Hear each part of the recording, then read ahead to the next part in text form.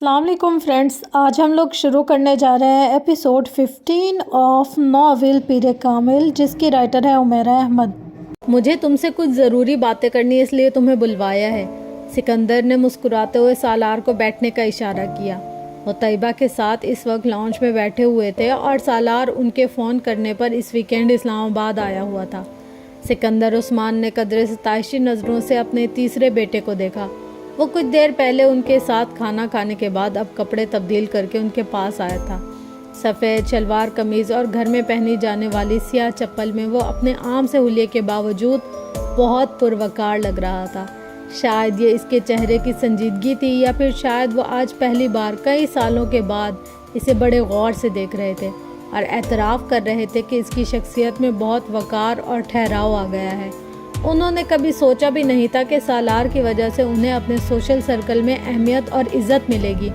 وہ جانتے تھے بہت سی جگہوں پر اب ان کا تعارف سالار سکندر کے حوالے سے ہوتا تھا اور انہیں اس پر خوشگوار حیرت ہوتی تھی۔ اس نے اپنی پوری ٹین ایج میں انہیں بری طرح خوار اور پریشان کیا تھا، اور ایک وقت تھا جب انہیں اپنے اس بیٹے کا مستقبل سب سے تاریک لگتا تھا۔ اپنی تمام غیر معمولی صلاحیتوں اور قابلیت کے باوجود اگر ان کے اندازے اور خدشات صحیح ثابت نہیں ہوئے تھے۔ طیبہ نے خشک میوے کی پلیٹ سالار کی طرف بڑھائی۔ سالار نے چند کاجو اٹھائے۔ میں تمہاری شادی کے بارے میں بات کرنا چاہتا ہوں۔ کاجو منہ میں ڈالتے ہوئے وہ ایک دم رک گیا۔ اس کے چہرے کی مسکراہٹ غائب ہو گئی۔ سکندر عثمان اور طیبہ بہت خوشگوار موڈ میں تھے۔ اب تمہیں شادی کر ہی لینی چاہیے سالار، سکندر نے کہا۔ سالار نے غیر محسوس انداز میں ہاتھ میں پکڑے ہوئے کاجو دوبارہ خشک میوے کی پلیٹ میں رکھ دیے۔ میں اور طیبہ تو حیران ہو رہے تھے کہ اتنے رشتے تو تمہارے بھائیوں میں سے کسی کے نہیں آئے جتنے تمہارے لیے آ رہے ہیں، سکندر نے بڑے شگفتہ انداز میں کہا۔ میں نے سوچا کچھ بات کریں تم سے۔ وہ چپ چاپ انہیں دیکھتا رہا۔ زاہد ہمدانی صاحب کو جانتے ہو؟ سکندر عثمان نے ایک ملٹی نیشنل کمپنی کے ہیڈ کا نام لیا۔ جی، ان کی بیٹی میری کولیگ ہے، رمشا نام ہے شاید۔ جی، کیسی لڑکی ہے؟ وہ سکندر عثمان کے چہرے کو غور سے دیکھنے لگا۔ ان کا سوال بہت واضح تھا۔ اچھی ہے، اس نے چند لمحوں کے بعد کہا۔ تمہیں پسند ہے؟ کس لحاظ سے؟ میں رمشا کے پرپوزل کی بات کر رہا ہوں، سکندر عثمان نے سنجیدہ ہوتے ہوئے کہا۔ زاہد پچھلے کئی ہفتوں سے مجھ سے اس سلسلے میں بات کر رہا ہے۔ اپنی وائف کے ساتھ ایک دو بار وہ ہماری طرف آیا بھی ہے۔ ہم لوگ بھی ان کی طرف گئے ہیں۔ پچھلے ویکینڈ پر رمشا سے بھی ملے ہیں۔ مجھے اور طیبہ کو تو بہت اچھی لگی ہے، بہت ویل بیہیوڈ ہے، اور تمہارے ساتھ بھی اس کی اچھی خاصی دوستی ہے۔ ان لوگوں کی خواہش بلکہ اصرار ہے کہ تمہارے ذریعے دونوں فیملیز میں کوئی رشتہ داری بن جائے۔ پاپا، میری رمشا کے ساتھ کوئی دوستی نہیں ہے، سالار نے مدھم اور ٹھہرے ہوئے انداز میں کہا۔ وہ میری کولیگ ہے، جان پہچان ہے، اس میں کوئی شک نہیں کہ بہت اچھی لڑکی ہے، مگر میں اس سے شادی نہیں کرنا چاہتا۔ تم کہیں اور انٹرسٹڈ ہو؟ سکندر نے اس سے پوچھا۔ وہ خاموش رہا۔ سکندر اور طیبہ کے درمیان نظروں کا تبادلہ ہوا۔ اگر تمہاری کہیں اور دلچسپی ہے تو ہمیں کوئی اعتراض نہیں ہے، بلکہ ہمیں خوشی ہوگی وہاں تمہاری شادی کی بات کرتے ہوئے، اور یقیناً ہم تم پر بھی کوئی دباؤ نہیں ڈالیں گے اس سلسلے میں، سکندر نے نرمی سے کہا۔ میں بہت عرصہ پہلے شادی کر چکا ہوں، ایک لمبی خاموشی کے بعد اس نے اسی طرح سر جھکائے ہوئے مدھم لہجے میں کہا۔ سکندر کو کوئی دشواری نہیں ہوئی یہ سمجھنے میں کہ اس کا اشارہ کس طرف تھا۔ ان کے چہرے پر یکدم سنجیدگی آ گئی۔ امامہ کی بات کر رہے ہو؟ وہ خاموش رہا۔ سکندر بہت دیر تک بے یقینی سے اسے دیکھتے رہے۔ اتنے عرصے سے اس لیے شادی نہیں کر رہے؟ سکندر کو جیسے ایک شوق لگا تھا۔ ان کا خیال تھا وہ اسے بھول چکا ہوگا۔ آخر یہ 8 سال پرانی بات تھی۔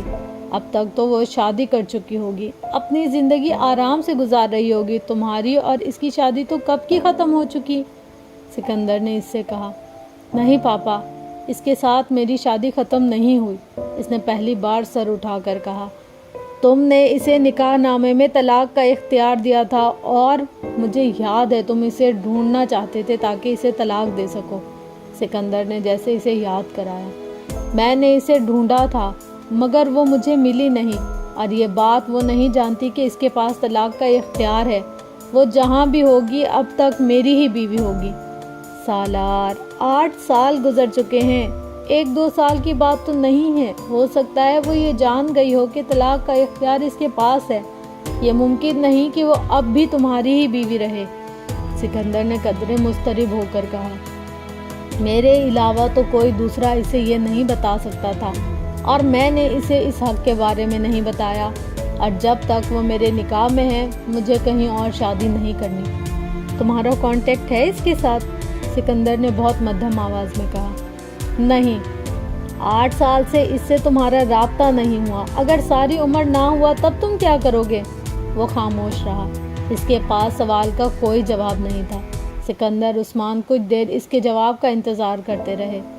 تم نے مجھ سے کبھی یہ نہیں کہا کہ تم اس لڑکی کے ساتھ ایموشنلی انوالو ہو، تم نے تو مجھے یہی بتایا تھا کہ تم نے صرف وقتی طور پر اس کی مدد کی تھی، وہ کسی اور لڑکے سے شادی کرنا چاہتی تھی وغیرہ وغیرہ۔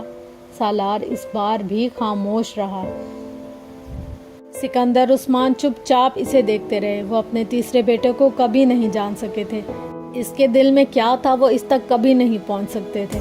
جس لڑکی کے لیے وہ 8 سال ضائع کر چکا تھا اور باقی زندگی ضائع کرنے کے لیے تیار تھا، اس کے ساتھ اس کی جذباتی تعلق کی شدت کیسی ہو سکتی تھی، یہ اب شاید اسے لفظوں میں بیان کرنے کی ضرورت نہیں تھی۔ کمرے میں خاموشی کا ایک لمبا وقفہ آیا، پھر سکندر عثمان اٹھ کر اپنے ڈریسنگ روم میں چلے گئے۔ ان کی واپسی چند منٹوں کے بعد ہوئی۔ صوفے پر بیٹھنے کے بعد انہوں نے سالار کی طرف ایک لفافہ بڑھا دیا۔ اس نے سوالیہ نظروں سے انہیں دیکھتے ہوئے وہ لفافہ پکڑ لیا۔ امامہ نے مجھ سے رابطہ کیا تھا۔ وہ سانس نہیں لے سکا۔ سکندر عثمان ایک بار پھر صوفے پر بیٹھ چکے تھے۔ 5-6 سال پہلے کی بات ہے، وہ تم سے بات کرنا چاہتی تھی۔ فون ناصرہ نے اٹھایا تھا اور اس نے امامہ کی آواز پہچان لی تھی۔ تب تم پاکستان میں تھے، ناصرہ نے تمہارے بجائے مجھ سے اس کی بات کرائی۔ اس نے مجھ سے کہا تھا کہ تم سے اس کی بات کراؤں۔ میں نے اس سے کہا کہ تم مر چکے ہو۔ میں نہیں چاہتا تھا کہ وہ تم سے رابطہ کرے اور جس مصیبت سے ہم چھٹکارا پا چکے ہیں اس میں دوبارہ پڑیں۔ مجھے یقین تھا وہ میری بات پر یقین کر لے گی کیونکہ تم کئی بار خودکشی کی کوشش کر چکے تھے۔ وہ وسیم کی بہن تھی، تمہارے بارے میں یہ سب کچھ جانتی ہوگی۔ کم از کم ایک ایسی کوشش کی تو وہ خود گواہ تھی۔ میں اسے نکاح نامے میں موجود طلاق کے اختیار کے بارے میں نہیں بتا سکا، نہ ہی اس طلاق نامے کے بارے میں جو میں نے تمہاری طرف سے تیار کروایا تھا۔ تمہیں جب میں نے امریکہ بھجوایا تھا تو تم سے ایک سادہ کاغذ پر سائن لیے تھے۔ میں چاہتا تھا کہ مجھے ضرورت پڑے تو میں خود ہی طلاق نامہ تیار کرا لوں۔ یہ قانونی یا جائز تھا کہ نہیں اس کا پتہ نہیں، مگر میں نے اسے تیار کرا لیا تھا اور میں امامہ کو اس کے بارے میں بتانا چاہتا تھا اور اسے تمام پیپرز بھی دینا چاہتا تھا، مگر اس نے فون بند کر دیا۔ میں نے نمبر ٹریس آؤٹ کرایا، وہ کسی PCO کا تھا۔ اس کے کچھ دنوں بعد 20,000 کے کچھ ٹریولز چیک مجھے اس کے ڈاک کے ذریعے سے بھجوائے۔ اس کے ساتھ ایک خط بھی تھا، شاید تم نے اسے کچھ رقم دی تھی، اس نے وہ واپس کی تھی۔ میں نے تمہیں اس لیے نہیں بتایا کیونکہ میں نہیں چاہتا تھا کہ تم دوبارہ اس معاملے میں انوالو ہو۔ میں امامہ کی فیملی سے خوف زدہ تھا، مجھے اندیشہ تھا کہ وہ تب بھی تمہاری طاق میں ہوں گے اور میں چاہتا تھا کہ تم اپنا کیریئر بناتے رہو۔ وہ لفافہ ہاتھ میں پکڑے رنگ بدلتے ہوئے چہرے کے ساتھ سکندر عثمان کو دیکھتا رہا۔ کسی نے بہت آہستگی کے ساتھ اس کے وجود سے جان نکال لی تھی۔ اس نے لفافے کو ٹیبل پر رکھ دیا۔ وہ نہیں چاہتا تھا کہ طیبہ اور سکندر اس کے ہاتھوں کی کپکپاہٹ کو دیکھ سکے۔ وہ دیکھ چکے تھے مگر اس کے حواس چند لمحوں کے لیے بالکل کام کرنا چھوڑ گئے تھے۔ اپنے سامنے پڑے ٹیبل پر رکھے اس لفافے پر ہاتھ رکھتے ہوئے وہ کچھ دیر اسے دیکھتا رہا، پھر اسے ٹیبل پر رکھے اس نے اس کے اندر موجود کاغذات کو نکالا۔ ڈیئر انکل سکندر، مجھے آپ کے بیٹے کی موت کے بارے میں جان کر بہت افسوس ہوا۔ میری وجہ سے آپ لوگوں کو چند سال بہت پریشانی کا سامنا کرنا پڑا، میں اس کے لیے معذرت خواہ ہوں۔ مجھے سالار کو کچھ رقم ادا کرنی تھی، وہ میں آپ کو بھجوا رہی ہوں۔ خدا حافظ، امامہ ہاشم۔ سالار کو لگا وہ واقعی مر گیا ہے۔ سفید چہرے کے ساتھ اس نے کاغذ کے اس ٹکڑے کو دوبارہ لفافے میں ڈال دیا۔ کچھ بھی کہے بغیر اس نے لفافہ تھاما اور اٹھ کھڑا ہوا۔ سکندر اور طیبہ دم بخود اسے دیکھتے رہے۔ جب وہ سکندر کے پاس سے گزرنے لگا تو وہ اٹھ کھڑے ہوئے۔ سالار، وہ رک گیا۔ سکندر نے اس کے کندھے پر ہاتھ رکھ دیا۔ جو کچھ بھی ہوا نادانستگی میں ہوا۔ میں نہیں جانتا تھا کہ اگر تم نے کبھی مجھے امامہ کے بارے میں اپنی فیلنگز بتائی ہوتی تو میں کبھی یہ سب کچھ نہ کرتا۔ میں اس سارے معاملے کو کسی اور طرح ہینڈل کرتا یا پھر اس کے ساتھ تمہارا رابطہ کرا دیتا۔ میرے بارے میں اپنے دل میں کوئی شکایت یا گلہ مت رکھنا۔ سالار نے سر نہیں اٹھایا، ان سے نظریں ملائی نہیں گئی، مگر سر کو ہلکی سی جنبش دی۔ اسے ان سے کوئی شکوہ نہیں تھا۔ سکندر نے اس کے کندھے سے ہاتھ ہٹا لیا۔ وہ تیزی سے کمرے سے نکل گیا۔ سکندر چاہتے تھے کہ وہ وہاں سے چلا جائے۔ انہوں نے اس کے ہونٹوں کو کسی بچے کی طرح کپ کپاتے ہوئے دیکھا تھا۔ وہ بار بار انہیں بھیج کر خود پر قابو پانے کی کوشش کر رہا تھا۔ چند منٹ اور وہاں رہتا تو شاید پھوٹ پھوٹ کر رونے لگتا۔ سکندر اپنے پچھتاوے میں مزید اضافہ نہیں کرنا چاہتے تھے۔ طیبہ نے اس ساری گفتگو میں کوئی مداخلت نہیں کی تھی، مگر سالار کے باہر جانے کے بعد انہوں نے سکندر کی دلجوئی کرنے کی کوشش کی۔ پریشان ہونے کی ضرورت نہیں ہے، آپ نے جو کچھ کیا اس کی بہتری کے لیے کیا، وہ سمجھ جائے گا۔ وہ سکندر کے چہرے سے ان کی ذہنی اذیت کا اندازہ لگا سکتی تھی۔ سکندر ایک سگریٹ سلگاتے ہوئے کمرے میں چکر لگا رہے تھے۔ یہ میری زندگی کی سب سے بڑی غلطی تھی۔ مجھے سالار سے پوچھے بغیر یا اس کو بتائے بغیر یہ سب کچھ نہیں کرنا چاہیے تھا۔ مجھے امامہ سے اس طرح کا جھوٹ بھی نہیں بولنا چاہیے تھا۔ مجھے وہ بات ادھوری چھوڑ کر تاسف امیز انداز میں ایک ہاتھ کو مٹھی کی صورت میں بھیجتے ہوئے کھڑکی میں جا کر کھڑے ہو گئے۔ گاڑی بہت محتاط انداز میں سڑک پر پھسل رہی تھی۔ سالار کئی سال بعد پہلی بار اس سڑک پر رات کے اس پہر گاڑی چلا رہا تھا۔ وہ رات اس کی آنکھوں کے سامنے کسی فلم کی طرح چل رہی تھی۔ اسے لگا 8 سال اڑ کر غائب ہو گئے ہیں۔ سب کچھ وہیں تھا۔ کوئی بڑی آہستگی سے اس کے برابر میں آ بیٹھا۔ اس نے اپنے آپ کو فریب کی گرفت میں آنے دیا۔ گردن موڑ کر برابر والی سیٹ کو نہیں دیکھا، ایلیوژن کو حقیقت بننے دیا۔ جانتے بوجھتے کھلی آنکھوں کے ساتھ کوئی اب سسکیوں کے ساتھ رو رہا تھا۔ ڈیئر انکل سکندر، مجھے آپ کے بیٹے کی موت کے بارے میں جان کر بہت افسوس ہوا۔ میری وجہ سے آپ لوگوں کو چند سال بہت پریشانی کا سامنا کرنا پڑا۔ میں اس کے لیے معذرت خواہ ہوں۔ مجھے سالار کو کچھ رقم ادا کرنی تھی، وہ میں آپ کو بھجوا رہی ہوں۔ خدا حافظ امامہ ہاشم۔ ایک بار پھر اس خط کی تحریر اس کے ذہن میں گونجنے لگی۔ وہ سکندر عثمان کے پاس آ کر بہت دیر تک خط لیے اپنے کمرے میں بیٹھا رہا۔ اس نے امامہ کو کوئی رقم نہیں دی تھی، مگر وہ جانتا تھا اس نے اس کا کون سا قرض لوٹایا تھا، موبائل فون کی قیمت اور اس کے بلز۔ وہ خالیوس ذہنی کے عالم میں اپنے بیڈ پر بیٹھے نیم تاریک کمرے کی کھڑکیوں سے باہر اس گھر کی عمارت کو دیکھتا رہا۔ ساری دنیا یکدم جیسے ہر زندہ شے سے خالی ہو گئی۔ اس نے خط پر تاریخ پڑھی۔ وہ امامہ کے گھر سے جانے کے تقریباً 2.5 سال بعد بھیجا گیا تھا۔ 2.5 سال بعد اگر وہ 20,000 روپے اسے بھجوا رہی تھی تو اس کا مطلب تھا وہ خیریت سے تھی۔ کم از کم اس کے امامہ کے بارے میں بدترین اندیشے درست ثابت نہیں ہوئے تھے۔ اسے خوشی تھی، لیکن اگر اس نے یہ سمجھ لیا تھا کہ سالار مر چکا تھا تو پھر وہ اس کی زندگی سے بھی نکل چکا تھا، اور اس کا مطلب کیا تھا وہ یہ جانتا تھا۔ کئی گھنٹے وہ اسی طرح وہیں بیٹھا رہا، پھر پتہ نہیں اس کے دل میں کیا آیا، اپنا بیگ پیک کر کے وہ گھر سے نکل آیا۔ وہ اب اس سڑک پر تھا، اسی دھند میں، اسی موسم میں، سب کچھ جیسے دھواں بن رہا تھا یا پھر دھند۔ چند گھنٹوں کے بعد وہ اسی ہوٹل نما سروس اسٹیشن کے پاس جا پہنچا۔ اس نے گاڑی روک لی۔ دھند میں مفلوف وہ عمارت اب بالکل بدل چکی تھی۔ گاڑی کو موڑ کر وہ سڑک سے اتر کر اندر آیا، پھر دروازہ کھول کر نیچے اتر آیا۔ 8 سال پہلے کی طرح آج بھی وہاں خاموشی کا راج تھا، صرف لائٹس کی تعداد پہلے سے زیادہ تھی۔ اس نے ہارن نہیں دیا، اس لیے اندر سے کوئی نہیں نکلا۔ برآمدے میں اب وہ پانی کا ڈرم نہیں تھا۔ وہ برآمدے سے گزرتے ہوئے اندر جانے لگا، تبھی اندر سے ایک شخص نکل آیا۔ اس سے پہلے وہ کچھ کہتا، سالار نے اس سے کہا، میں چائے پینا چاہتا ہوں۔ اس نے جمائی لی اور واپس مڑ گیا۔ آ جائیں۔ سالار اندر چلا گیا۔ یہ وہی کمرہ تھا، مگر اندر سب کچھ بدل چکا تھا۔ پہلے کی نسبت میزوں اور کرسیوں کی تعداد زیادہ تھی، مگر کمرے کی حالت بھی بہت بہتر ہو چکی تھی۔ چائے لیں گے یا ساتھ کچھ اور بھی؟ اس آدمی نے مڑ کر اچانک پوچھا۔ صرف چائے۔ سالار ایک کرسی کھینچ کر بیٹھ گیا۔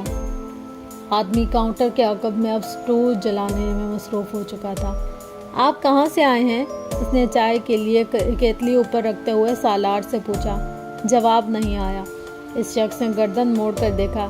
چائے پینے کے لیے آنے والا وہ شخص کمرے کی ایک کونے پر نظریں جمائے ہوئے تھا، بالکل پتھر کے کسی مجسمے کی طرح بے حس و حرکت۔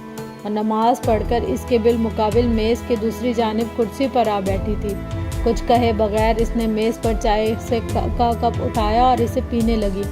لڑکا تب تک برگر لے آیا تھا اور اب ٹیبل پر برگر رکھ رہا تھا۔ سالار تیکھی نظروں کے ساتھ برگر کی پلیٹ کو دیکھ رہا تھا جو اس کے سامنے رکھی جا رہی تھی۔ جب لڑکے نے پلیٹ رکھ دی تو سالار نے کانٹے کے ساتھ برگر کا اوپر والا حصہ اٹھایا اور تنقیدی نظروں سے فلنگ کا جائزہ لیا۔ پھر چھری اٹھا کر اس نے لڑکے سے کہا جو اب امامہ کے برگر کی پلیٹ اس کے سامنے رکھ چکا تھا، یہ شامی کباب ہیں۔ وہ فلنگ کی اوپر والی تہہ کو الگ کر رہا تھا۔ یہ آملیٹ ہے۔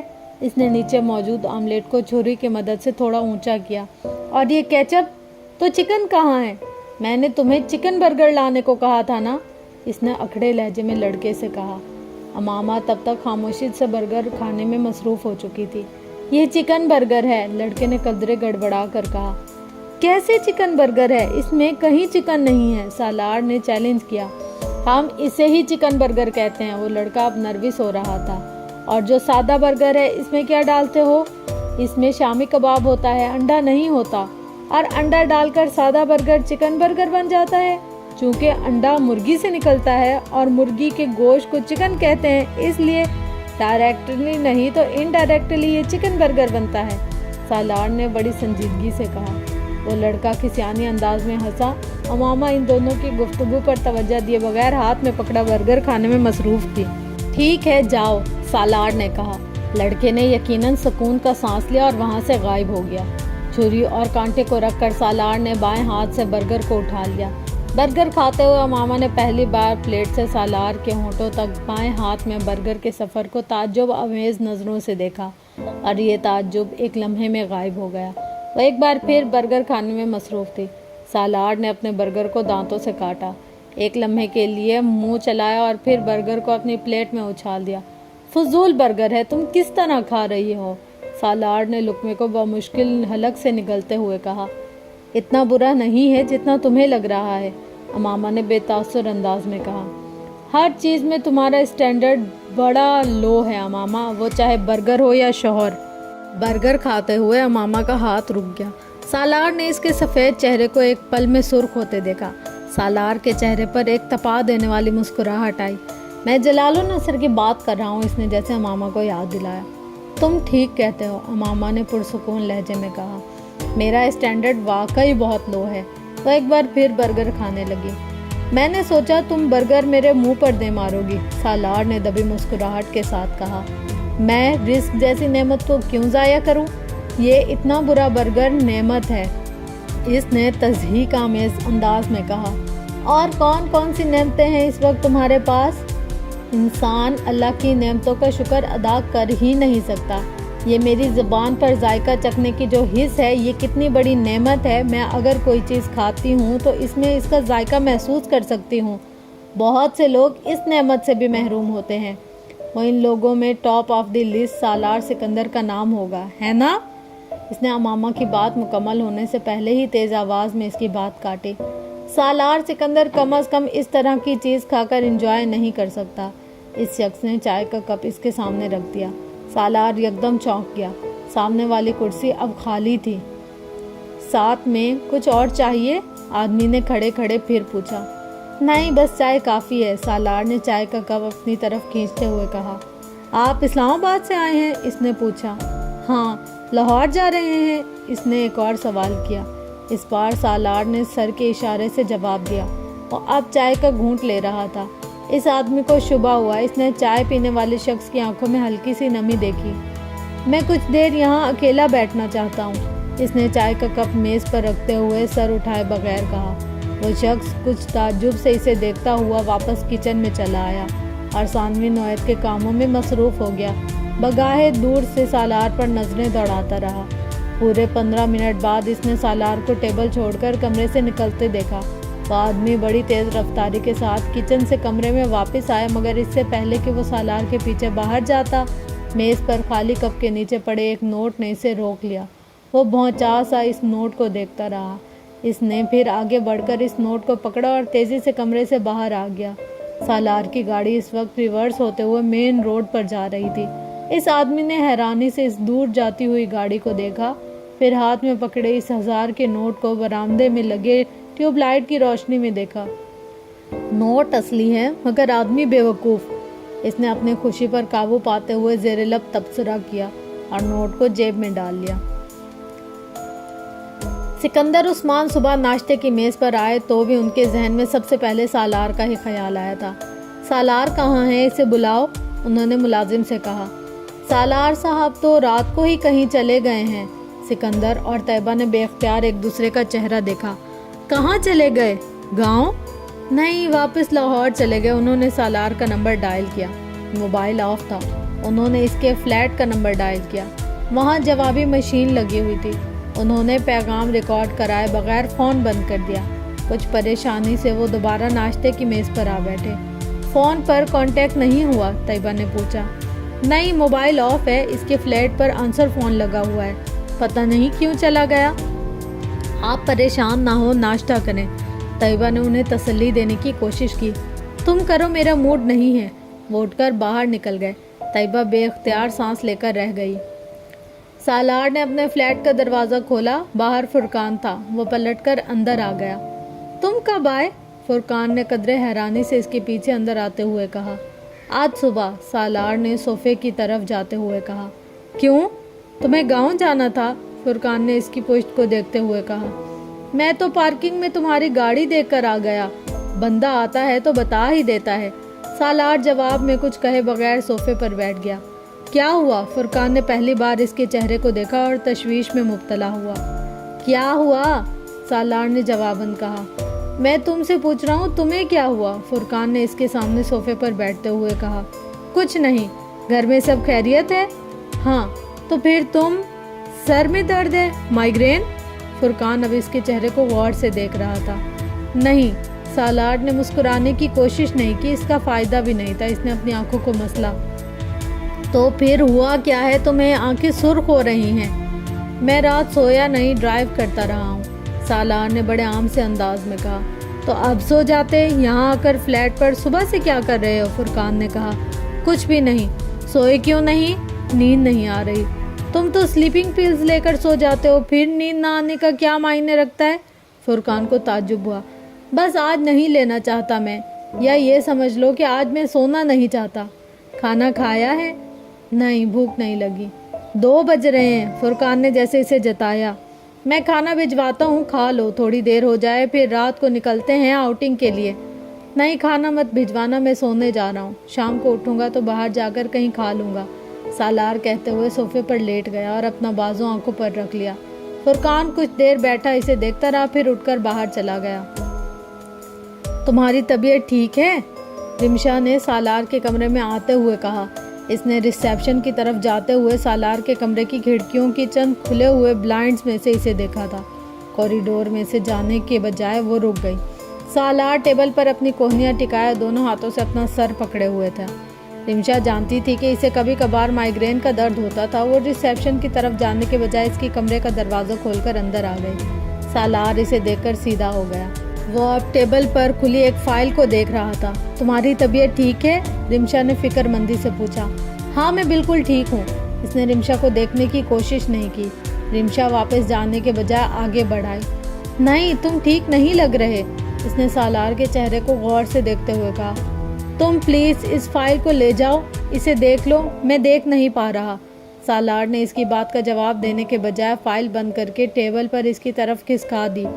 میں دیکھ لیتی ہوں، تمہاری طبیعت زیادہ خراب ہے تو گھر چلے جاؤ، رمشا نے تشویش بھرے انداز میں کہا۔ ہاں، بہتر ہے میں گھر چلا جاؤں۔ اس نے اپنا بریف کیس نکال کر اسے کھولا اور اپنی چیزیں اندر رکھنا شروع کر دی۔ رمشا بغور اس کا جائزہ لیتی رہی۔ وہ 11 بجے آفس سے واپس گھر آ گیا۔ یہ چوتھا دن تھا جب وہ مسلسل اسی حالت میں تھا۔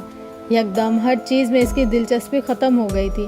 بینک میں اپنی جاب، لمز کے لیکچر، ڈاکٹر سبت علی کے ساتھ نشست، فرقان کی کمپنی، گاؤں کا اسکول، مستقبل کے منصوبے اور پلاننگ، اسے کوئی چیز بھی اپنی طرف نہیں کھینچ پا رہی تھی۔ وہ جس امکان کے پیچھے کئی سال پہلے سب کو چھوڑ کر پاکستان آ گیا تھا، وہ امکان ختم ہو گیا تھا، اور اسے کبھی اندازہ نہیں تھا کہ اس کے ختم ہونے سے اس کے لیے سب کچھ ختم ہو جائے گا۔ وہ مسلسل اپنے آپ کو اس حالت سے باہر لانے کے لیے جدوجہد کر رہا تھا، اور وہ ناکام ہو رہا تھا۔ محض یہ تصور کہ وہ کسی اور شخص کی بیوی بن کر کسی اور کے گھر میں رہ رہی ہوگی، سالار سکندر کے لیے اتنا ہی جان لیوا تھا جتنا ماضی کا یہ اندیشہ کہ وہ غلط ہاتھوں میں نہ چلی گئی ہو۔ اور اس ذہنی حالت میں اس نے عمرہ پر جانے کا فیصلہ کیا۔ وہ واحد جگہ تھی جو اس کی زندگی میں اچانک آ جانے والی اس بے معنیت کو ختم کر سکتی تھی۔ وہ احرام باندھے خانہ کعبہ کے صحن میں کھڑا تھا۔ خانہ کعبہ میں کوئی نہیں تھا، دور دور تک کسی وجود کا نشان نہیں تھا۔ رات کے پچھلے پہر آسمان پر چاند اور ستاروں کی روشنی نے صحن کے ماربل سے منعکس ہو کر وہاں ہر چیز کو ایک عجیب سی دودھیا روشنی میں نہلا دیا تھا۔ چاند اور ستاروں کے علاوہ وہاں کوئی اور شے نہیں تھی۔ خانہ کعبہ کے غلاف پر لکھی ہوئی آیت سیاہ غلاف پر عجیب طرح سے روشن تھی۔ ہر طرف گہرا سکوت تھا اور گہرے سکوت کو صرف ایک آواز توڑ رہی تھی، اس کی آواز، اس کی اپنی آواز۔ وہ مقام ملتزم کے پاس کھڑا تھا، اس کی نظریں خانہ کعبہ کے دروازے پر تھیں اور وہ سر اٹھائے بلند آواز سے کہنے لگا، لبیک اللہم لبیک، لبیک لا شریک لک لبیک، ان الحمد والنعمت لک والملک لا شریک لک۔ حاضر ہوں میرے اللہ، میں حاضر ہوں تیرا کوئی شریک نہیں، میں حاضر ہوں، بے شک حمد و ثنا تیرے لیے ہے، نعمت تیری ہے، بادشاہی تیری ہے، کوئی تیرا شریک نہیں۔ پوری وقت سے گونجی ہوئی اس کی آواز خانہ کعبہ کے سکوت کو توڑ رہی تھی۔ اس کی آواز خلا کی وسعتوں تک جا رہی تھی۔ لبیک اللہم لبیک۔ ننگے پاؤں، نیم برہنہ وہاں کھڑا وہ اپنی آواز پہچان رہا تھا۔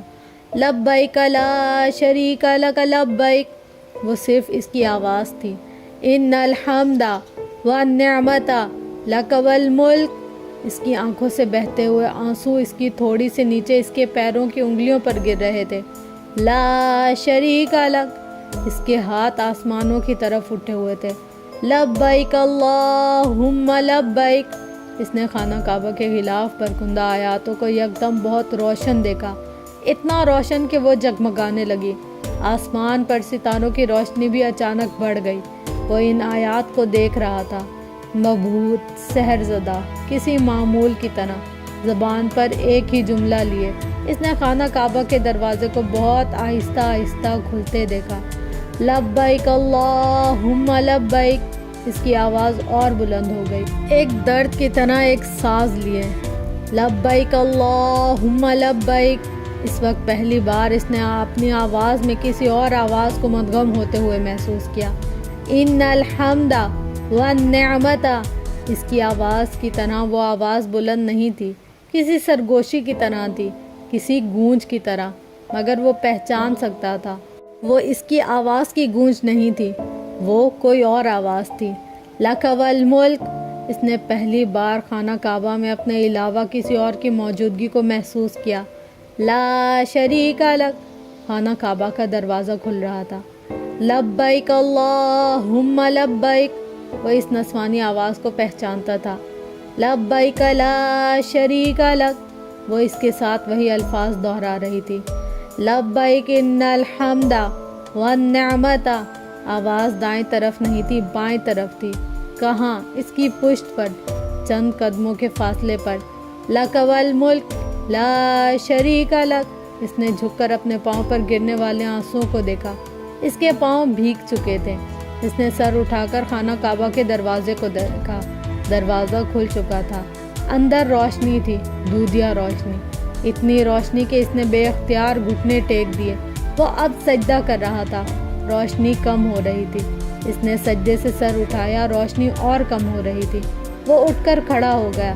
خانہ کعبے کا دروازہ اب بند ہو رہا تھا، روشنی اور کم ہوتی جا رہی تھی، اور تب اس نے ایک بار پھر سرگوشی کی صورت میں وہی نسوانی آواز سنی۔ اس بار اس نے مڑ کر دیکھا، سالار کی آنکھ کھل گئی۔ وہ حرم شریف کے ایک برآمدے کے ستون سے سر ٹکائے ہوئے تھا۔ وہ کچھ دیر سستانے کے لیے وہاں بیٹھا تھا، مگر نیند نے عجیب انداز میں اس پر غلبہ پا لیا تھا۔ وہ امامہ تھی، بے شک امامہ تھی، سفید احرام میں اس کے پیچھے کھڑی۔ اس نے اس کی صرف ایک جھلک دیکھی تھی، مگر ایک جھلک بھی اسے یقین دلانے کے لیے کافی تھی کہ وہ امامہ کے علاوہ اور کوئی نہیں تھی۔ خالی اس ذہنی کے عالم میں لوگوں کو ادھر سے ادھر جاتے دیکھ کر بے اختیار دل بھر آیا۔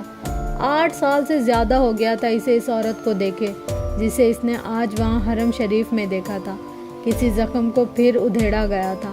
اس نے گلاسز اتار دیا اور دونوں ہاتھوں سے چہرے کو ڈھانپ لیا۔ آنکھوں سے ابلتے گرم پانی کو رگڑتے، آنکھوں کو مسلتے اسے خیال آیا یہ حرم شریف تھا۔ یہاں اسے کسی سے آنسو چھپانے کی ضرورت نہیں تھی، یہاں سب آنسو بہانے کے لیے ہی آتے تھے۔ اس نے چہرے سے ہاتھ ہٹا لیے، اس پر رخت طاری ہو رہی تھی۔ وہ سر جھکائے بہت دیر وہاں بیٹھا روتا رہا۔ پھر اسے یاد آیا وہ ہر سال وہاں عمرہ کرنے کے لیے آیا کرتا تھا۔ وہ امامہ ہاشم کی طرف سے بھی عمرہ کیا کرتا تھا۔ وہ اس کی عافیت اور لمبی زندگی کے لیے بھی دعا مانگا کرتا تھا۔ وہ امامہ ہاشم کو ہر پریشانی سے محفوظ رکھنے کے لیے بھی دعا مانگا کرتا تھا۔ اس نے وہاں حرم شریف میں اتنے سالوں میں اپنے اور امامہ کے لیے ہر دعا مانگ چھوڑی تھی، جہاں بھر کی دعائیں، مگر اس نے وہاں حرم شریف میں امامہ کو کبھی اپنے لیے نہیں مانگا تھا۔ عجیب بات تھی، مگر اس نے وہاں امامہ کے حصول کے لیے کبھی دعا نہیں کی تھی۔ اس کے آنسو یکدم تھم گئے۔ وہ اپنی جگہ سے اٹھ کھڑا ہوا۔ وضو کے بعد اس نے عمرے کے لیے احرام باندھا۔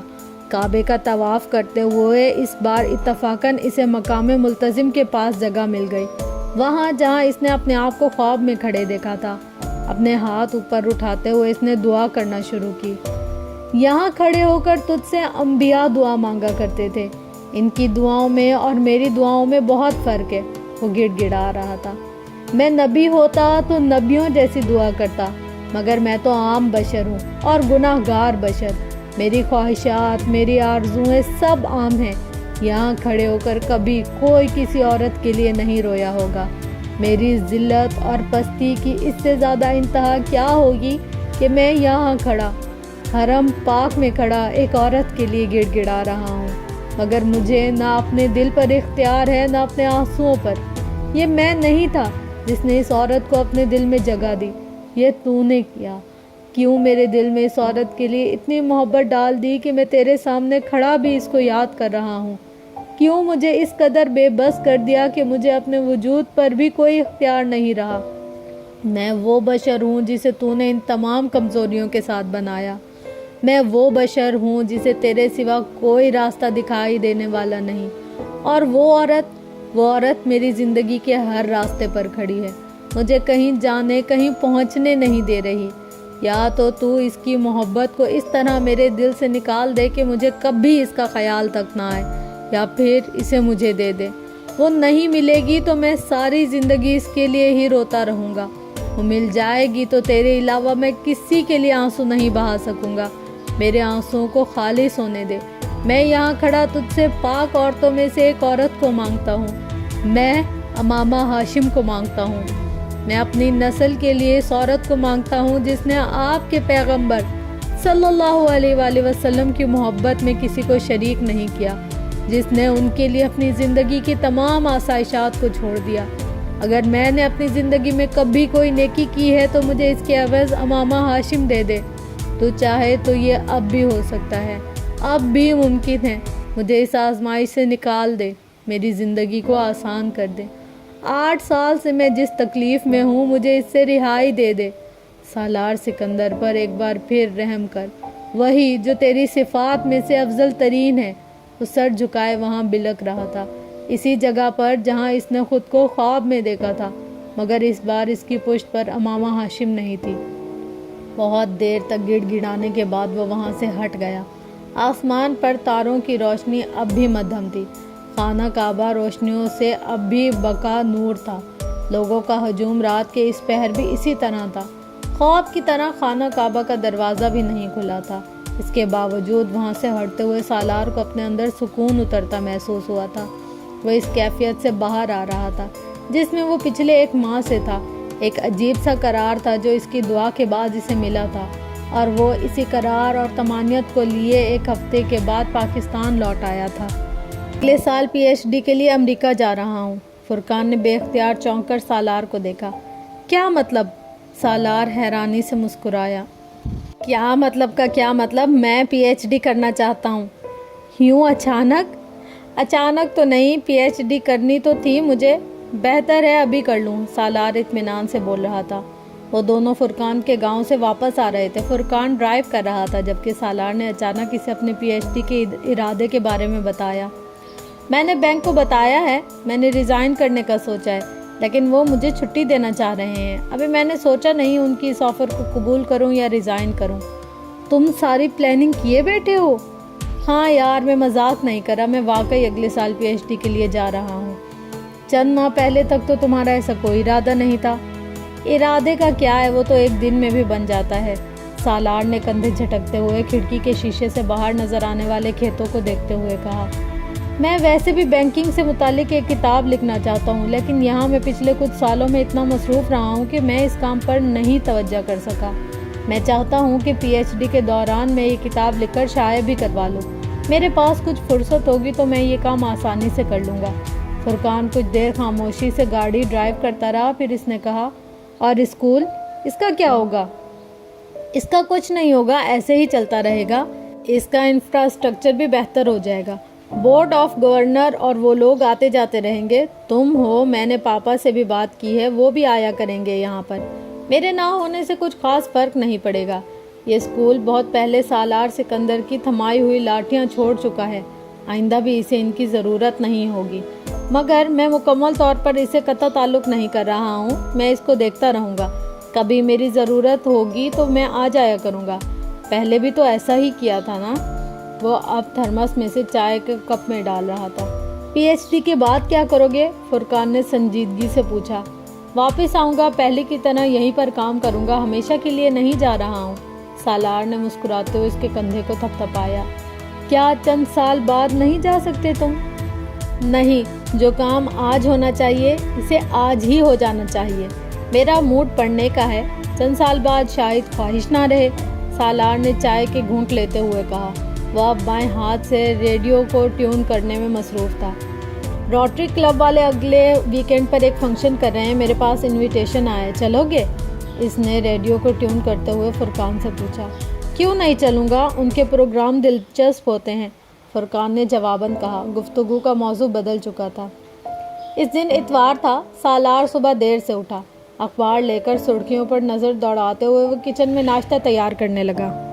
اس نے صرف منہ ہاتھ دھویا تھا، شیو نہیں کی۔ نائٹ ڈریس کے اوپر ہی اس نے ایک ڈھیلا ڈھالا سا سویٹر پہن لیا تھا۔ اس نے کیتلی میں چائے کا پانی ابھی رکھا ہی تھا جب ڈور بیل کی آواز سنائی دی۔ وہ اخبار ہاتھ میں پکڑے کچن سے باہر آ گیا۔ دروازہ کھولنے پر اسے حیرت کا جھٹکا لگا جب اس نے سعیدہ ماں کو وہاں کھڑے پایا۔ سالار نے دروازہ کھول دیا۔ السلام علیکم، کیسی ہیں آپ؟ اللہ کا شکر ہے، میں بالکل ٹھیک ہوں، تم کیسے ہو؟ انہوں نے بڑی گرم جوشی کے ساتھ اس کے سر پر اپنے دونوں ہاتھ پھیرے۔ میں بھی ٹھیک ہوں، آپ اندر آئیں، اس نے مسکراتے ہوئے کہا۔ ٹھیک لگ تو نہیں رہے ہو، کمزور ہو رہے ہو، چہرہ بھی کالا ہو رہا ہے۔ انہوں نے اپنی اینک کے شیشوں کے پیچھے سے اس کے چہرے کو غور کیا۔ رنگ کالا نہیں ہوا ہے، میں نے شیو نہیں کی، سالار نے بے اختیار ہی اپنی مسکراہٹ روکی۔ وہ ان کے ساتھ چلتا ہوا اندر آ گیا۔ لو بھلا، شیو کیوں نہیں کی؟ اچھا داڑھی رکھنا چاہتے ہو، بہت اچھی بات ہے، نیکی کا کام ہے، بہت اچھا کر رہے ہو، وہ صوفے پر بیٹھتے ہوئے بولی۔ نہیں اماں، داڑھی نہیں رکھ رہا ہوں، آج اتوار ہے، دیر سے اٹھا ہوں کچھ دیر پہلے ہی، اس لیے شیو نہیں کی۔ ان کی بات پر محفوظ ہوا۔ دیر سے کیوں اٹھے بیٹا؟ دیر سے نہ اٹھا کرو، صبح جلدی اٹھ کر فجر کی نماز پڑھا کرو، چہرے پر رونق آتی ہے، اس لیے تو تمہارا چہرہ مرجھایا ہوا ہے۔ صبح نماز پڑھ کر بندہ قرآن پڑھے پھر سیر کو چلا جائے، صحت بھی ٹھیک رہتی ہے اور اللہ بھی خوش ہوتا ہے۔ سالار نے ایک گہرا سانس لیا۔ میں نماز پڑھ کر سویا تھا، صرف اتوار والے دن ہی دیر تک سوتا ہوں، ورنہ روز صبح وہی کرتا ہوں جو آپ کہہ رہی ہیں۔ اس کی وضاحت پر وہ بے حد خوش نظر آنے لگی۔ بہت اچھی بات ہے، اس لیے تو تمہارا چہرہ چمک رہا ہے، رونق نظر آ رہی ہے۔ انہوں نے اپنے بیان میں ایک بار پھر تبدیلی کی۔ آپ کیا لیں گی؟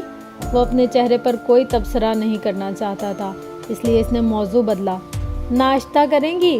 نہیں، میں ناشتہ کر کے آئی ہوں، صبح 6-7 بجے میں ناشتہ کر لیتی ہوں، 11-11:30 تو میں دوپہر کا کھانا بھی کھا لیتی ہوں۔ انہوں نے اپنے معاملات سے آگاہ کیا۔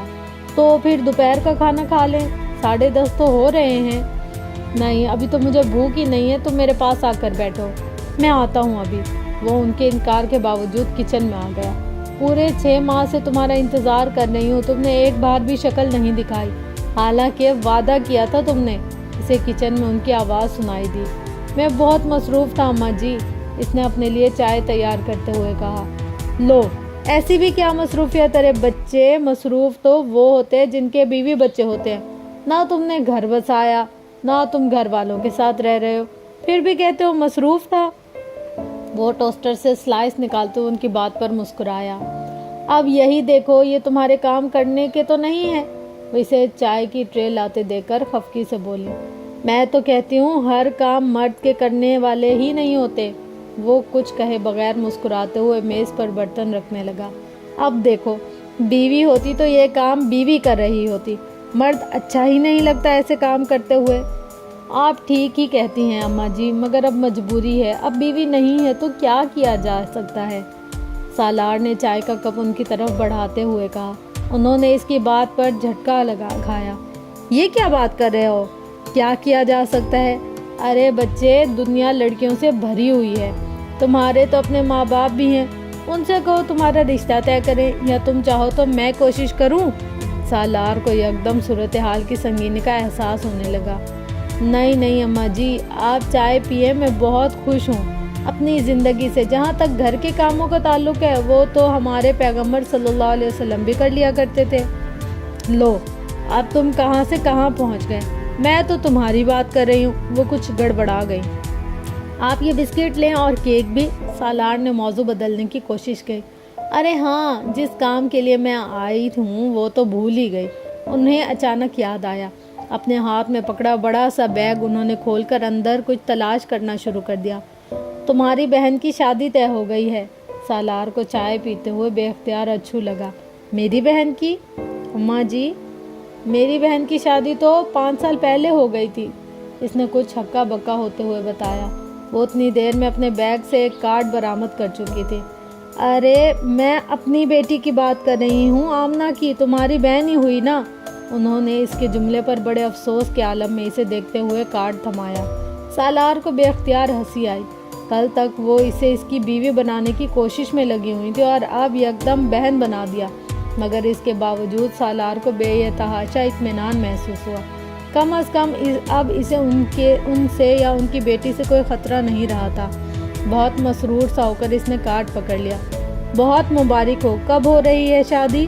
اس نے کارڈ کھولتے ہوئے کہا۔ اگلے ہفتے۔ چلیں اماں جی، آپ کی فکر تو ختم ہو گئی۔ سالار نے میری کے بجائے آپ کی کا لفظ استعمال کیا۔ ہاں، اللہ کا شکر ہے، بہت اچھی جگہ رشتہ ہو گیا ہے۔ میری ذمہ داری ختم ہو جائے گی، پھر میں بھی اپنے بیٹوں کے پاس انگلینڈ چل جاؤں گی۔ سالار نے کارڈ پر ایک سرسری سی نظر دوڑائی۔ یہ کارڈ تمہیں دینے خاص طور پر آئی ہوں، اس بار کوئی بہانہ نہ سنوں گی، تمہیں شادی پر آنا ہے، بھائی بن کر رخصت کرنا ہے بہن کو۔ سالار نے اپنی مسکراہٹ ضبط کرتے ہوئے چائے کا کپ لیا۔ آپ فکر نہ کریں، میں ضرور آؤں گا۔ وہ کپ نیچے رکھ کر سلائس پر مکھن لگانے لگا۔ یہ فرقان کا کارڈ بھی لے کر آئی ہوں میں، اس کو بھی دینے جانا ہے۔ انہوں نے اب فرقان کی یاد ستانے لگی۔ فرقان کو تو آج بھابھی کے ساتھ اپنے سسرال جانا تھا، اب تک تو نکل چکا ہوگا۔ آپ مجھے دے دیں، میں اسے دے دوں گا، سالار نے کہا۔ اگر تم بھول گئے تو؟ وہ مطمئن نہیں ہوئی۔ میں نہیں بھولوں گا۔ اچھا، میں فون پر اس سے آپ کی بات کرا دیتا ہوں۔ وہ یکدم خوش ہو گئی۔ ہاں یہ ٹھیک ہے، تم فون پر اس سے میری بات کرا دو۔ سالار اٹھ کر فون اسی میز پر لے آیا۔ فرقان کا موبائل نمبر ڈائل کر کے اس نے اسپیکر آن کر دیا اور خود ناشتہ کرنے لگا۔ فرقان، سعیدہ ماں آئی ہوئی ہیں میرے پاس۔ فرقان کے کال ریسیو کرنے پر اس نے بتایا۔ ان سے بات کرو۔ وہ خاموش ہو گیا۔ اب فرقان اور سعیدہ ماں کے درمیان بات ہو رہی تھی۔ 10 منٹ بعد جب یہ گفتگو ختم ہوئی تو سالار ناشتہ کر چکا تھا۔ برتن کچن میں رکھتے ہوئے اسے خیال آیا کہ آئی کس کے ساتھ تھیں آپ؟ وہ باہر نکل آیا۔ اپنے بیٹے کے ساتھ، سعیدہ ماں نے اطمینان سے کہا۔ اچھا، بیٹا آ گیا آپ کا؟ چھوٹا والا یا بڑا والا؟ سالار نے دلچسپی لی۔ میں ساتھ والوں کے راشد کی بات کر رہی ہوں، سعیدہ ماں نے بے اختیار برا مانا۔ سالار نے ایک گہرا سانس لیا۔ اسے اندازہ ہو گیا کہ سعیدہ ماں کے لیے ہر لڑکا اپنا بیٹا اور ہر لڑکی اپنی بیٹی تھی۔ وہ بڑے آرام سے رشتے گھڑ لیتی تھی۔ تو وہ کہاں ہے؟ سالار نے پوچھا۔ وہ چلا گیا، موٹر سائیکل پر آئی ہوں اس کے ساتھ۔ آندھی کی رفتار سے چلائی ہے اس نے۔ 9 بجے بیٹھی ہوں، پورے 10:30 بجے ادھر پہنچا دیا اس نے۔ میری ایک نہیں سنی اس نے، سارا راستہ بار بار یہی کہتا رہا آہستہ چلا رہا ہوں۔ یہاں اتارتے وقت کہنے لگا آپ کے ساتھ موٹر سائیکل پر میرا آخری سفر تھا، دوبارہ کہیں لے کر جانا ہو تو پیدل لے کر چلا جاؤں گا آپ کو۔ سالار کو ہنسی آئی۔ آدھے گھنٹے میں طے ہونے والے راستے کو 1.5 گھنٹے میں طے کرنے کی جھنجھلاہٹ کا وہ اندازہ کر سکتا تھا۔ بوڑھوں کے ساتھ وقت گزارنا خاصا مشکل کام تھا، یہ وہ سعیدہ ماں کے ساتھ ہونے والی ملاقات میں ہی جان گیا تھا۔ تو واپس کیسے جائیں گی؟ راشد لینے آئے گا آپ کو؟ ہاں، اس نے کہا تو ہے کہ میچ ختم ہونے کے بعد آپ کو لے جاؤں گا، اب دیکھو کب آتا ہے۔ وہ اسے ایک بار پھر اپنی بیٹی اور اس کے ہونے والے سسرال کے بارے میں اطلاعات پہنچانے لگی۔ وہ مسکراتے ہوئے بڑی فرمانبرداری سے سنتا رہا۔ اس قسم کے معاملات میں اسے کیا ہی دلچسپی ہو سکتی تھی، مگر سعیدہ ماں اب اس کے ساتھ بینکنگ کے بارے میں تو گفتگو نہیں کر سکتی تھی۔ ان کی باتیں رتی بھر اس کی سمجھ میں نہیں آ رہی تھی، مگر وہ یوں ظاہر کر رہا تھا جیسے وہ ہر بات سمجھ رہا تھا۔ دوپہر کا کھانا اس نے ان کے ساتھ کھایا۔ اس نے ان کے سامنے فریزر سے کچھ نکال کر گرم کرنے کی کوشش نہیں کی۔ وہ ایک بار پھر شادی کے فوائد اور ضرورت پر لیکچر نہیں سننا چاہتا تھا۔ اس نے ایک ریسٹورینٹ فون کر کے لنچ آرڈر کر دیا۔ 1 گھنٹے بعد کھانا آ گیا۔ کھانے کے وقت تک راشد نہیں آیا تو سالار نے ان کی تشویش کو کم کرنے کے لیے کہا میں گاڑی پر چھوڑ آتا ہوں آپ کو۔ وہ فوراً تیار ہو گئی۔ ہاں یہ ٹھیک ہے، اس طرح تم میرا گھر بھی دیکھ لو گے۔ اماں جی میں آپ کا گھر جانتا ہوں، سالار نے کار کی چابی تلاش کرتے ہوئے انہیں یاد دلایا۔ آدھے گھنٹے بعد وہ اس گلی میں تھا جہاں سعیدہ ماں کا گھر تھا۔ وہ گاڑی سے اتر کر انہیں اندر گلی میں دروازے تک چھوڑ گیا۔ انہوں نے اندر آنے کی دعوت کی جسے اس نے شکریہ کے ساتھ رد کر دیا۔ آج نہیں، آج بہت کام ہے، وہ اپنی بات کہہ کر پچھتایا۔ بچے اسی لیے تو کہتی ہوں شادی کر لو، بیوی ہوگی تو خود سارے کام دیکھے گی، تم کہیں آ جا سکو گے۔ اب یہ کوئی زندگی ہے کہ چھٹی کے دن بھی گھر کے کام لے کر بیٹھے رہو؟ انہوں نے افسوس بھری نظروں سے اسے دیکھا۔ جی آپ ٹھیک کہہ رہی ہیں، اب میں جاؤں؟ اس نے کمال فرما برداری کا مظاہرہ کرتے ہوئے ان کی ہاں میں ہاں ملائی۔ ہاں ٹھیک ہے جاؤ، مگر یاد رکھنا شادی پر ضرور آنا۔ فرقان سے بھی ایک بار پھر کہہ دینا کہ وہ بھی آیا اور اس کارڈ کو ضرور اس تک پہنچا دینا۔ سالار نے ان کے دروازے پر لگی ہوئی ڈور بیل بجائی اور خدا حافظ کہتے ہوئے پلٹا۔ اپنے پیچھے اس نے دروازہ کھلنے کی آواز سنی۔ سعیدہ ماں اب اپنی بیٹی سے کچھ کہہ رہی تھی۔ پھر کیا پروگرام ہے، چلو گے؟ فرقان نے اگلے دن شام کو اس سے کارڈ لیتے ہوئے کہا۔ نہیں، میں تو اس ویکینڈ پر کراچی جا رہا ہوں IBA کے ایک سیمینار کے لیے۔ اتوار کو میری واپسی ہوگی، میں تو آ کر بس سوؤں گا، نتھنگ ایلس۔ تم چلے جانا، میں لفافہ دے دوں گا، وہ تم میری طرف سے معذرت کرتے ہوئے دے دینا، سالار نے کہا۔ کتنے افسوس کی بات ہے سالار، وہ خود کارڈ دے کر گئی ہیں، اتنی محبت سے بلایا ہے، فرقان نے کہا۔ جانتا ہوں، لیکن میں ادھر جا کر وقت ضائع نہیں کر سکتا۔ ہم بس تھوڑی دیر بیٹھیں گے پھر آ جائیں گے۔ فرقان، میری واپسی کنفرم نہیں ہے، ہو سکتا ہے میں اتوار کو آ ہی نہ سکوں یا اتوار کی رات کو آؤں۔ بے حد فضول آدمی ہو تم، وہ بڑی مایوس ہو گئی۔ کچھ نہیں ہوگا، میرے نہ ہونے سے ان کی بیٹی کی شادی تو نہیں رک جائے گی، ہو سکتا ہے انہیں پہلے ہی میرے نہ آنے کا اندازہ ہو، اور ویسے بھی فرقان تم اور میں کوئی اتنے اہم مہمان نہیں ہیں، سالار نے لاپرواہی سے کہا۔ بہرحال میں اور میری بیوی تو جائیں گے، چاہے ہم کم اہم مہمان ہی کیوں نہ ہوں، فرقان نے ناراضگی سے کہا۔ میں نے کب روکا ہے، ضرور جاؤ، تمہیں جانا بھی چاہیے، سعیدہ ماں کے ساتھ تمہاری مجھ سے زیادہ بے تکلفی اور دوستی ہے، سالار نے کہا۔ مگر سعیدہ ماں کو میرے بجائے تمہارا خیال رہتا ہے، فرقان نے جتایا۔ وہ مروت ہوتی ہے، سالار نے اس کی بات کو سنجیدگی سے لیے بغیر کہا۔ جو بھی ہوتا ہے، بہرحال تمہارا خیال تو ہوتا ہے انہیں، چلو اور کچھ نہیں تو ڈاکٹر سب کی عزیزہ سمجھ کر ہی تم ان کے ہاں چلے جاؤ، فرقان نے ایک اور حربہ آزمایا۔ ڈاکٹر صاحب تو خود یہاں نہیں ہیں، وہ تو خود شادی میں شرکت نہیں کر رہے، اور اگر وہ یہاں ہوتے بھی تو کم از کم مجھے تمہاری طرح مجبور نہیں کرتے۔ اچھا، میں بھی نہیں کرتا تمہیں مجبور، نہیں جانا چاہتے تو مت جاؤ، فرقان نے کہا۔ سالار ایک بار پھر اپنے لیپ ٹاپ کے ساتھ مصروف ہو چکا تھا۔ وہ ایک سرسبز وسیع سبزہ زار تھا جہاں وہ دونوں موجود تھے۔ وسیع کھلے سبزہ زار میں درخت تھے مگر زیادہ بلند نہیں تھے، خوبصورت پھولدار جھاڑیاں تھیں، چاروں طرف خاموشی تھی۔ وہ دونوں کسی درخت کے سائے میں بیٹھنے کے بجائے ایک پھولدار جھاڑی کے قریب دھوپ میں بیٹھے تھے۔ امامہ اپنے گھٹنوں کے گرد بازو لپیٹے ہوئے بیٹھی تھی اور وہ گھاس پر چت لیٹا ہوا تھا۔ اس کی آنکھیں بند تھیں، ان دونوں کے جوتے کچھ فاصلے پر پڑے ہوئے تھے۔ امامہ نے اس بار خوبصورت سفید چادر اوڑھی ہوئی تھی۔ ان دونوں کے درمیان گفتگو ہو رہی تھی۔ امامہ اس سے کچھ کہتے ہوئے دور کسی چیز کو دیکھ رہی تھی۔ اس نے لیٹے لیٹے اس کی چادر کے ایک پلو سے اپنے چہرے کو ڈھانپ لیا، یوں جیسے دھوپ کی شعاؤں سے آنکھوں کو بچانا چاہتا ہو۔ اس کی چادر نے اسے عجیب سا سکون اور سرشاری دی تھی۔ امامہ نے چادر کے سرے کو اس کے چہرے سے ہٹاتے یا کھینچنے کی کوشش نہیں کی تھی۔ دھوپ اس کے جسم کو ترواہٹ بخش رہی تھی۔ آنکھیں بند کیے وہ اپنے چہرے پر موجود چادر کے لمس کو محسوس کر رہا تھا۔ وہ نیند اسے اپنی گرفت میں لے رہی تھی۔ سالار نے یکدم آنکھیں کھول دیں۔ وہ اپنے بیڈ پر چٹ لیٹا ہوا تھا۔ کسی چیز نے اس کی نیند کو توڑ دیا تھا۔ وہ آنکھیں کھولے کچھ دیر بے چینی سے اپنے ارد گرد ماحول کو دیکھتا رہا۔ یہ وہ جگہ نہیں تھی جہاں اسے ہونا چاہیے تھا۔ ایک اور خواب، ایک اور ایلیوژن۔ اس نے آنکھیں بند کر لیں اور تب اس کو اس موبائل کی فون کی آواز نے متوجہ کیا جو مسلسل اس کے سرہانے بج رہا تھا۔ یہ فون ہی تھا جو اسے اس خواب سے باہر لے آیا تھا۔ قدرے جھنجھلاتے ہوئے لیٹے لیٹے ہاتھ بڑھا کر اس نے موبائل اٹھایا۔ دوسری طرف فرقان تھا۔ کہاں تھے سالار؟ کب سے فون کر رہا ہوں، اٹینڈ کیوں نہیں کر رہے تھے؟ فرقان نے اس کی آواز سنتے ہی کہا۔ میں سو رہا تھا، سالار نے کہا اور اٹھ کر بیڈ پر بیٹھ گیا۔ اس کی نظریں پہلی بار گھڑی پر پڑی جو 4 بجا رہی تھی۔ تم فوراً سعیدہ ماں کے ہاں چلے جاؤ، دوسری طرف سے فرقان نے کہا۔ کیوں؟ میں نے تمہیں بتایا تھا میں تو… فرقان نے اس کی بات کاٹ دی۔ میں جانتا ہوں تم نے مجھے بتایا تھا مگر یہاں کچھ ایمرجنسی ہو گئی ہے۔ کیسی ایمرجنسی؟ سالار کو تشویش ہوئی۔ تم یہاں آؤ گے تو پتہ چل جائے گا، تم فوراً یہاں پہنچو، میں فون بند کر رہا ہوں۔ فرقان نے فون بند کر دیا۔ سالار کچھ پریشانی کے عالم میں فون کو دیکھتا رہا۔ فرقان کی آواز سے اسے اندازہ ہو گیا تھا کہ وہاں پریشانی تھی، مگر سعیدہ ماں کے یہاں پریشانی کی نوعیت کیا ہو سکتی تھی؟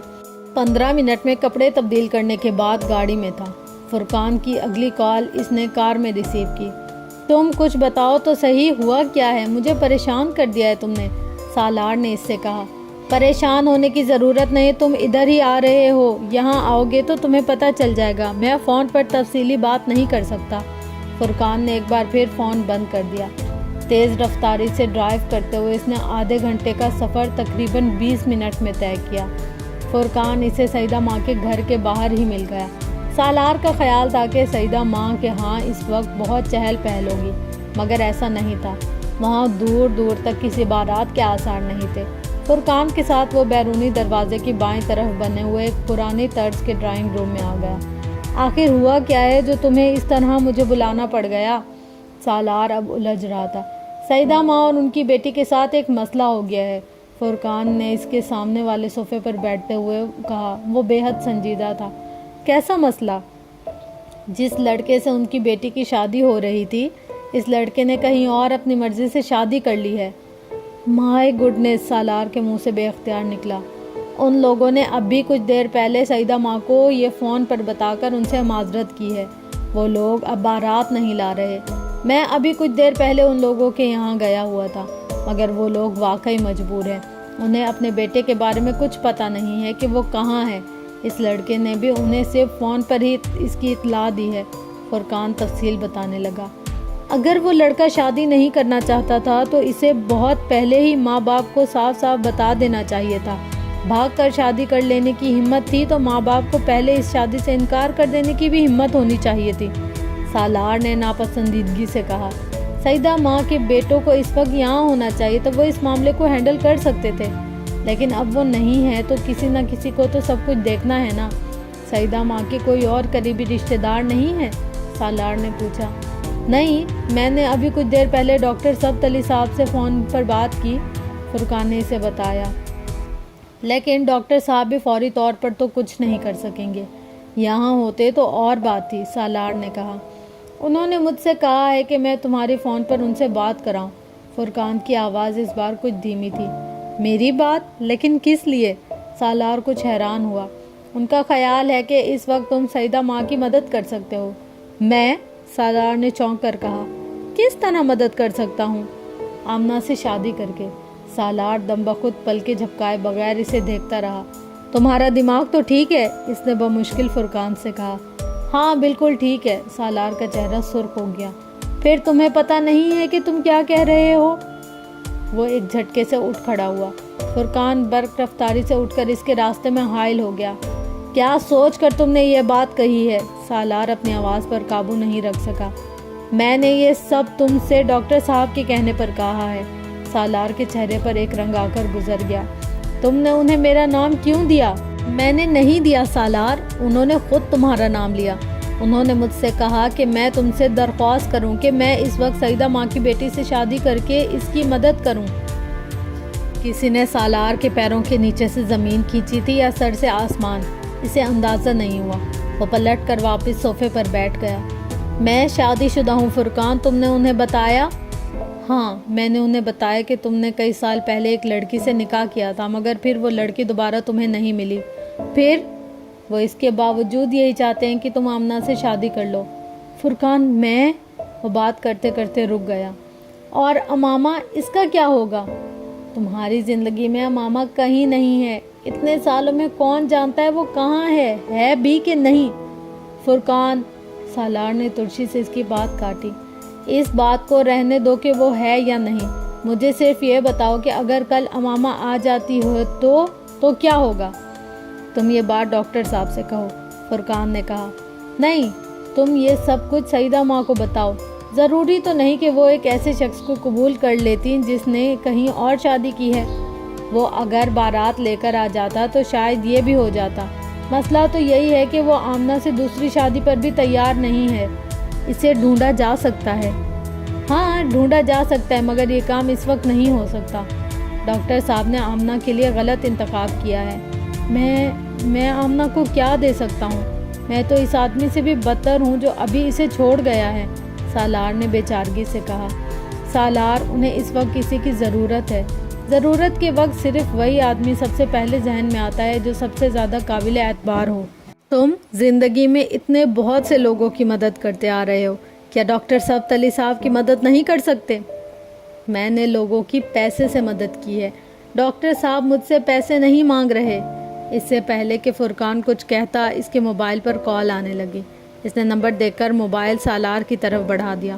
ڈاکٹر صاحب کی کال آ رہی ہے۔ سالار نے ستے ہوئے چہرے کے ساتھ موبائل پکڑ لیا۔ وہاں بیٹھے موبائل کان سے لگائے سالار کو پہلی بار احساس ہوا کہ زندگی میں ہر بات ہر شخص سے نہیں کی جا سکتی۔ وہ جو کچھ فرقان سے کہہ سکتا تھا وہ ان سے اونچی آواز میں بات نہیں کر سکتا تھا، انہیں دلائل دے سکتا تھا، نہ بہانہ بنا سکتا تھا۔ انہوں نے مخصوص نرم لہجے میں اس سے درخواست کی تھی، اگر آپ اپنے والدین سے اجازت لے سکے تو آمنہ سے شادی کر لیں، وہ میری بیٹی جیسی ہے۔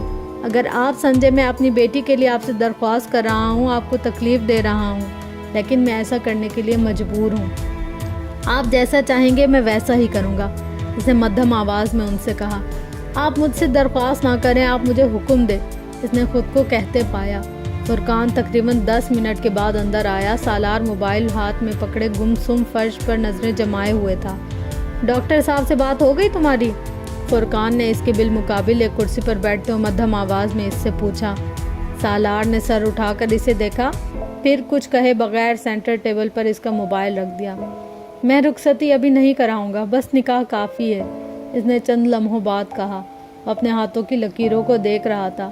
فرقان کو بے اختیار اس پر ترس آیا۔ وہ مقدر کا شکار ہونے والا پہلا انسان نہیں تھا۔ سڑک پر گہما گہمی نہ ہونے کے برابر تھی۔ رات بہت تیزی سے گزرتی جا رہی تھی۔ گہری دھند ایک بار پھر ہر چیز کو اپنے حصار میں لے رہی تھی۔ سڑک پر جلنے والی اسٹریٹ لائٹ کی روشنی دھند کو چیرتے ہوئے اس بالکنی کی تاریکی کو دور کرنے کی کوشش کر رہی تھی جہاں منڈیر کے پاس ایک اسٹول پر سالار بیٹھا ہوا تھا۔ منڈیر پر اس کے سامنے کافی کا ایک مگ پڑا ہوا تھا جس میں سے اٹھنے والی گرم بھاپ دھند کے پس منظر میں عجیب سی شکلیں بنانے میں مصروف تھی، اور وہ سینے پر دونوں ہاتھ لپیٹے یک ٹک نیچے سنسان سڑک کو دیکھ رہا تھا جو دھند کے اس غلاف میں بہت عجیب نظر آ رہی تھی۔ رات کے 10 بج رہے تھے۔ وہ چند منٹ پہلے ہی گھر پہنچا تھا۔ سعیدہ ماں کے گھر نکاح کے بعد وہ وہاں رکا نہیں تھا۔ اسے وہاں عجیب سی وحشت ہو رہی تھی۔ وہ گاڑی لے کر بے مقصد شام سے رات تک سڑکوں پر پھرتا رہا۔ اس کا موبائل آف تھا۔ وہ بیرونی دنیا سے اس وقت کوئی رابطہ نہیں کرنا چاہتا تھا۔ موبائل آن ہوتا تو فرقان اس سے رابطہ کرتا، بہت سی وضاحتیں دینے کی کوشش کرتا، یا ڈاکٹر صاحب تلی رابطہ کرتے، اس کا شکریہ ادا کرنا چاہتے، وہ یہ دونوں چیزیں نہیں چاہتا تھا، وہ اس وقت مکمل خاموشی چاہتا تھا۔ اٹھتی ہوئی بھاپ کو دیکھتے ہوئے اس نے ایک بار پھر چند گھنٹے پہلے کے واقعات کے بارے میں سوچا۔ سب کچھ ایک خواب کی طرح لگ رہا تھا، کاش خواب ہی ہوتا۔ اسے وہاں بیٹھے کئی ماہ پہلے حرم پاک میں مانگی جانے والی دعا یاد آئی۔ تو کیا اسے زندگی سے نکال دینے کا فیصلہ ہوا ہے؟ اس نے تکلیف سے سوچا۔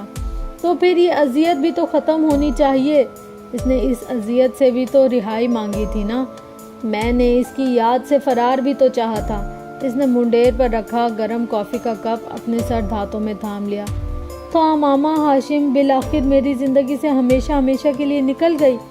اس نے کافی کی تلخی اپنے اندر اتاری۔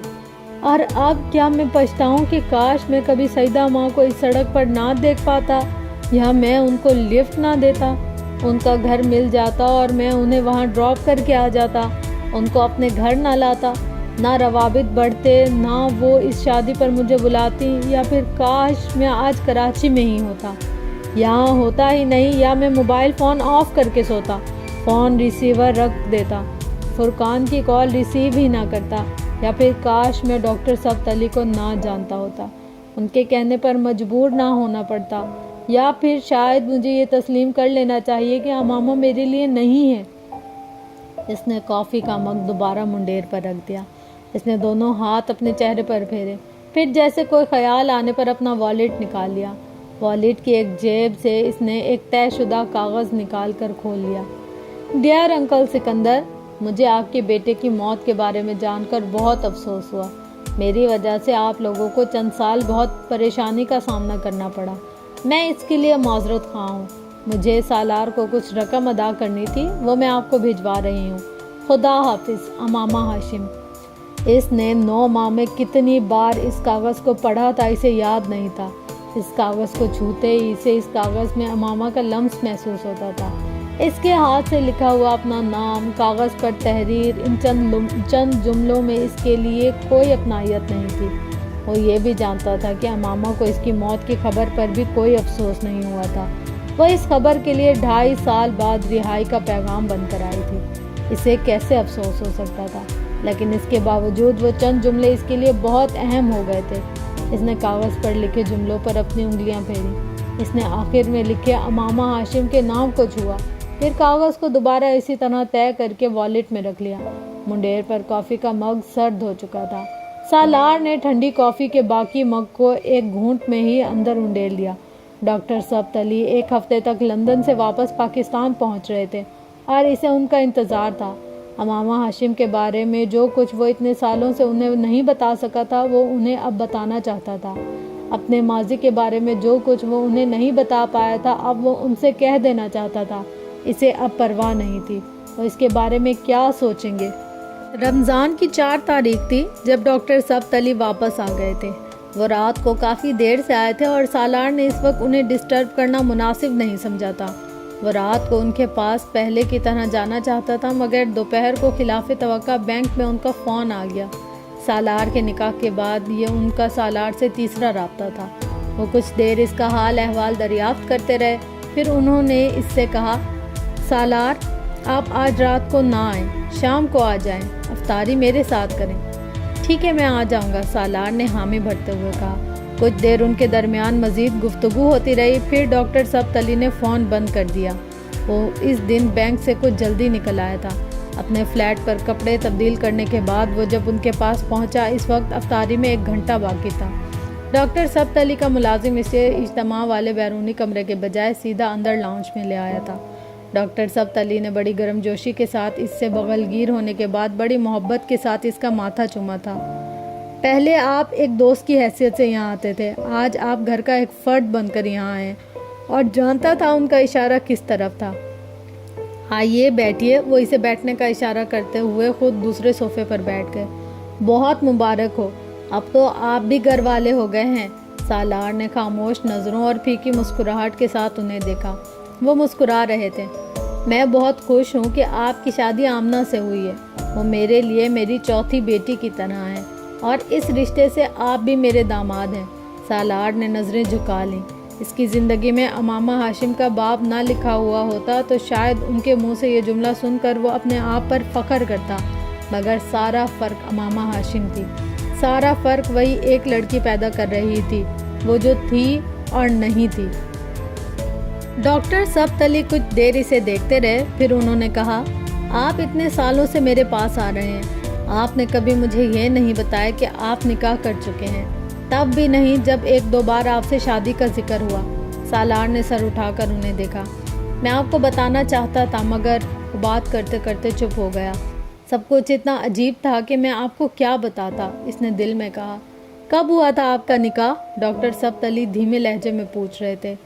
8.5 साल पहले, तब 21 साल का था, इसने किसी शिकस्त खोर्दा मामूल की तरह कहा। फिर वो आहिस्ता आहिस्ता उन्हें सब कुछ बताता गया। डॉक्टर सब्तली ने एक बार भी इसे नहीं टोका था। इसके खामोश होने के बाद भी बहुत देर तक वो चुप रहे। बहुत देर उन्होंने इससे कहा, आमना बहुत अच्छी लड़की है और वो खुशकिस्मत है कि इसे एक सालेह मर्द मिला है। उनकी बात सालार को एक चाबुक की तरह लगी। सालेह? मैं सालेह मर्द नहीं हूँ डॉक्टर साहब, मैं तो असफलुस साफिलीन हूँ।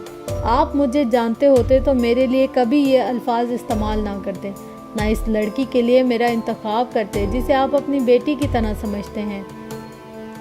हम सब अपनी ज़िंदगी के किसी न किसी मरहले पर ज़माने जाहिलियत से ज़रूर गुज़रते हैं। बास गुज़र जाते हैं, बास सारी ज़िंदगी इसी ज़माने में गुजार देते हैं। आप इसमें से गुज़र चुके हैं। आप पछतावा बता रहे हैं कि आप गुज़र चुके हैं। मैं आपको पछतावे से रोकूंगा नहीं, ना तौबा और दुआ से। आप पर फ़र्ज़ है कि आप अपनी सारी ज़िंदगी ये करें, मगर इसके साथ साथ ये भी शुक्र अदा करें कि आप नफ्स की तमाम बीमारियों से छुटकारा पा चुके हैं। अगर दुनिया आपको अपनी तरफ नहीं खींचती, अगर अल्लाह के खौफ से आपकी आंखों में आंसू आ जाते हैं, अगर दोज़ख का तस्वुर आपको डराता है, अगर आप अल्लाह की इबादत इस तरह करते हैं जिस तरह करनी चाहिए, अगर नेकी आपको अपनी तरफ राग़िब करती है और बुराई से आप रुक जाते हैं, तो फिर आप साले हैं। कुछ साले होते हैं, कुछ साले बनते हैं। साले होना खुशकिस्मती की बात है, साले बनना दो धारी तलवार पर चलने के बराबर है। इसमें ज़्यादा वक्त लगता है, इसमें ज़्यादा तकलीफ़ सहनी पड़ती है। मैं अब भी यही कहता हूँ कि आप साले हैं, क्योंकि आप साले बने हैं। अल्लाह आपसे काम ले रहा है। सालार की आंखों में नमी आ गई। उन्होंने एक बार फिर अमामा हाशिम के बारे में कुछ नहीं पूछा था, कुछ नहीं कहा था। क्या इसका मतलब था कि वो हमेशा के लिए इसकी ज़िंदगी से निकल गई? क्या इसका मतलब था कि वो आइंदा भी कभी इसकी ज़िंदगी में नहीं आएगी? इसे अपनी ज़िंदगी आमना के साथ गुजारनी पड़ेगी। इसका दिल डूबा। डॉक्टर साहब के मुंह से अमामा के हवाले से कोई तसल्ली, कोई दिलासा, कोई उम्मीद चाहता था। डॉक्टर साहब खामोश थे। वो चुपचाप उन्हें देखता रहा। मैं आपके लिए और आमना के लिए बहुत दुआ करूँगा, बल्कि मैं बहुत दुआ करके आया हूँ खाना काबा में रोज़े रसूल सल्लल्लाहु अलैहि वसल्लम पर। वो लंदन से वापसी पर उम्रा करके आए थे। सालार ने सर झुका लिया। दूर अजान की आवाज़ आ रही थी। मुलाजिम अफ्तारी के लिए मेज़ तैयार कर रहा था। इसने बोझल दिल के साथ डॉक्टर सब्तली के साथ बैठकर रोज़ा अफ्तार किया। फिर वो डॉक्टर सब्तली नमाज़ पढ़ने के लिए करीबी मस्जिद चले गए। वहाँ से वापसी पर इसने डॉक्टर सब्तली के यहाँ खाना खाया और फिर अपने फ्लैट पर आ गया।